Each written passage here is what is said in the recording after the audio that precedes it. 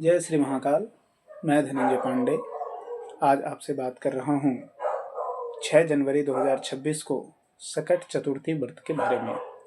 जैसा कि शास्त्रों में कहा गया है कि सकट चतुर्थी का व्रत विशेष तौर पर संतान की रक्षा सुरक्षा के लिए किया जाता है तथा जिनको संतान सुख नहीं है वो भी सकट चतुर्थी का व्रत संतान प्राप्ति के लिए कर सकते हैं।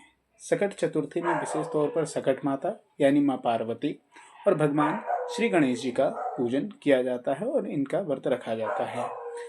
व्रत के नियम के बारे में अगर बात करें तो प्रातःकाल ब्रह्म मुहूर्त में उठ करके अपने नित्य क्रिया से निवृत्त होकर के स्नान आदि करके जैसा हम दैनिक पूजन करते हैं वो पूजन करें। विशेष तौर पर माँ सकट और भगवान गणेश जी का पूजन करें। पूरे दिन अगर संभव हो तो निर्जला व्रत रखें तो अति उत्तम है, अन्यथा एक समय के लिए फलाहार कर सकते हैं। अगर नहीं रह पाते हैं निर्जला तो एक समय के लिए फलाहार कर सकते हैं।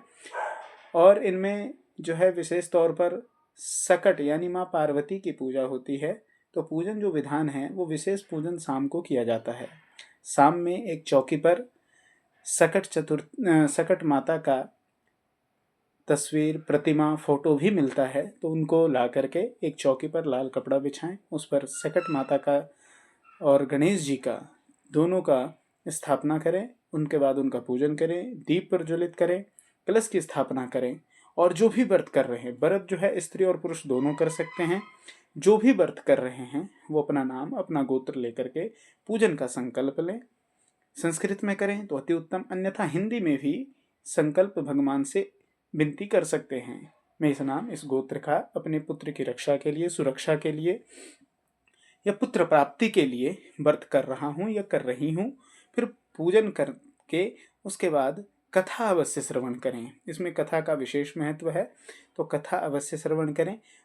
फिर चंद्रदेव को पूजन आदि होने के बाद चंद्र जब उदय हो जाएं तो चंद्रदेव को अर्घ्य देने के बाद अपने व्रत का समापन किया जा सकता है। इस व्रत में जो विशेष ध्यान रखने योग्य बात है कि अन्न और नमक का सेवन ना करें और जहाँ तक संभव हो सत्य आचरणों का धारण करें। आलस्य क्रोध आदि का त्याग करें, क्योंकि कोई भी किसी भी प्रकार का व्रत हो अगर आप उसमें आलस्य और क्रोध आदि करते हैं तो वो व्रत के प्रभाव को नष्ट करता है। दूसरी बात, कोई भी व्रत में बार बार अगर कोई व्यक्ति फलाहार भी रह रहा है तो बार बार फलाहार ना करें। आप जितनी बार फलाहार करते हैं उससे व्रत का प्रभाव नष्ट होता है, तो फलाहार एक बार करें। और इसमें जो भोग माँ को और गणेश जी को लगता है उसमें तिल के लड्डू अति अनिवार्य माना जाता है, तो तिल का लड्डू या तिल गुड़ और मूंगफली का भोग अवश्य लगाएं।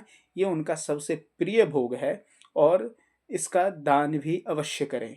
तिल का दान, गुड़ का दान, मूंगफली का दान हमारे कई ग्रहों को संतुलित करता है तथा शनि आदि के प्रभाव से भी हमें कुप्रभाव से भी हमें बचाता है।